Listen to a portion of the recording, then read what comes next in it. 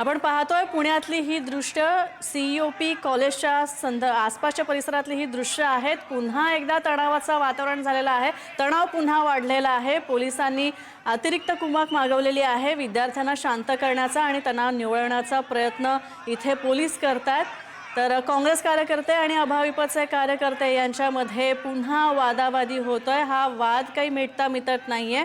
पुण्यात सीईओपी कॉलेजमध्ये अभाविप अखिल भारतीय विद्यार्थी परिषद आणि काँग्रेसच्या कार्यकर्त्यांमध्ये अजूनही तणावाची स्थिती कायम आहे। उद्या पुण्यात राहुल गांधींचा कार्यक्रम होणार आहे। छात्रों की गूंज हा कार्यक्रम होणार आहे आणि राहुल गांधी विद्यार्थ्यांशी संवाद साधणार आहेत आणि त्या कार्यक्रमाच्या आधी आज अशा प्रकारे तणावाची परिस्थिती या परिसरात निर्माण झालेली आहे। या कॉलेज कॅम्पसमध्ये निर्माण झालेली आहे।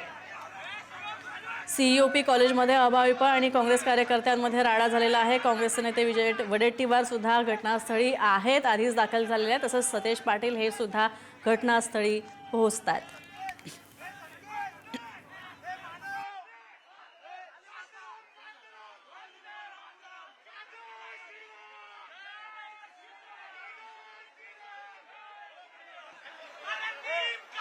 ही दृश्य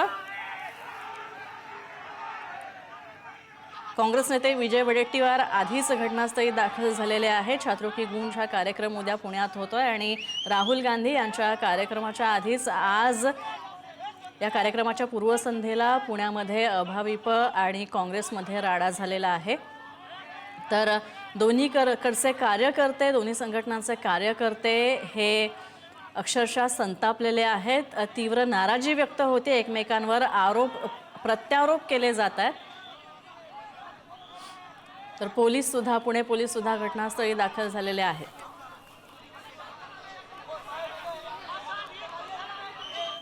माझं नाव संपदा प्रमोद बडे आहे। मी सीईओपी कॉलेजला आहे। मी सेकंड इयर सीएससी डिपार्टमेंटला आहे। माझी ॲडमिशन ओबीसी ऑर्फन थ्रू झालेली आहे। मी फर्स्ट इयरला 9,760 आणि सेकंड इयरला 3,760 फीस भरलेली आहे। काल आमच्या कॉलेजमध्ये NSU आणि काँग्रेसचे लोक आले होते। वर आमची लाईव्ह बाईट गेलेली आहे, ज्यामध्ये असं मी बोललेली आहे की आमच्याकडून जास्त फीस घेतात, पण ॲक्च्युअलमध्ये आम्हाला मॅनिपुलेट करून तिथे जे प्रेशर क्रिएट झालं होतं त्याच्यामध्ये ते बोलण्यात आलं आणि जे खरोखर चुकीचं आहे। ज्याच्यामध्ये असं मला नंतर सांगण्यात आलं की जर मी आत्ता हे नाही केलं तर नंतर मग मला याचे प्रॉब्लेम होऊ शकते किंवा पूर्ण फीस भरावे लागतील, जे सरोसर चुकीचं आहे। यासाठी मी कॉलेजची माफी मागते। आपण पाहूया यानंतर थेट जातोय आपण आमचे प्रतिनिधी ज्ञानेश्वर चौतमल सध्या आमच्या सोबत आहेत। ज्ञानेश्वर, या विद्यार्थिनीचा प्रतिक्रिया सुद्धा आपण ऐकली। तर मॅनिप्युलेट करण्यात आलं होतं आपल्याला, असा या विद्यार्थिनीचा आरोप आहे आणि यावरूनच खरं तर या दोन्ही संघटनांमध्ये वाद निर्माण झालेला आहे। आता सध्या काय परिस्थिती आहे? अजूनही परिस्थिती तशीच आहे का? अगदी अजूनही परिस्थिती तशीच आहे। एबीव्हीपीचे कार्यकर्ते आणि NSUIचे कार्यकर्ते आणि आता काँग्रेसचे नेतेही या ठिकाणी पोहोचलेले आहेत। यापूर्वीपर्यंत एबीव्हीपीचे कार्यकर्ते आणि NSUIचे कार्यकर्ते आमने सामने आल्याचं आणि तिथे मोठी घोषणाबाजी, मोठा राडा झाल्याचं आपण पाहिलं।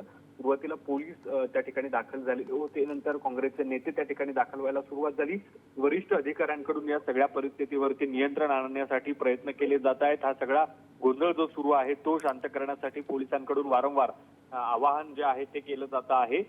कोणीही असा गोंधळ न करता आपल्या तक्रारी ज्या आहेत त्या मांडा, कायदेशीर कारवाई केली जाईल अशा पद्धतीचं मत जे आहे, आवाहन जे आहे ते पोलीस या ठिकाणी करताना आपल्याला बघायला मिळत आहेत। याची सुरुवात जी कुठून झाली ती सुरुवात झाली एका व्हिडिओ बाईट मध्ये। आपण जो आता काही वेळापूर्वी प्रकार ऐकलेला आहे की एका लाईव्हच्या दरम्यान एका विद्यार्थिनीकडून काँग्रेसच्या नेत्यांच्या उपस्थितीमध्ये आणि काही माध्यमांच्या प्रतिनिधींच्या उपस्थितीमध्ये चुकीची माहिती आपण दिली गेली होती। अशा पद्धतीची माहिती देत त्या मुलीनं माफी देखील मागितलेली आहे आणि याच सगळ्या व्हिडिओवरून एबीव्हीपीचे कार्यकर्ते त्या ठिकाणी सुरुवातीला गेलेले होते, नंतर काँग्रेसचे कार्यकर्ते त्या ठिकाणी समोर। नक्कीच ज्ञानेश्वर, धन्यवाद या सगळ्या अपडेट्स बद्दल। तर आपण पाहतोय अजूनही तणावाची परिस्थिती अभाविपचे कार्यकर्ते आणि काँग्रेसचे कार्यकर्ते यांच्यामध्ये कायम आहे।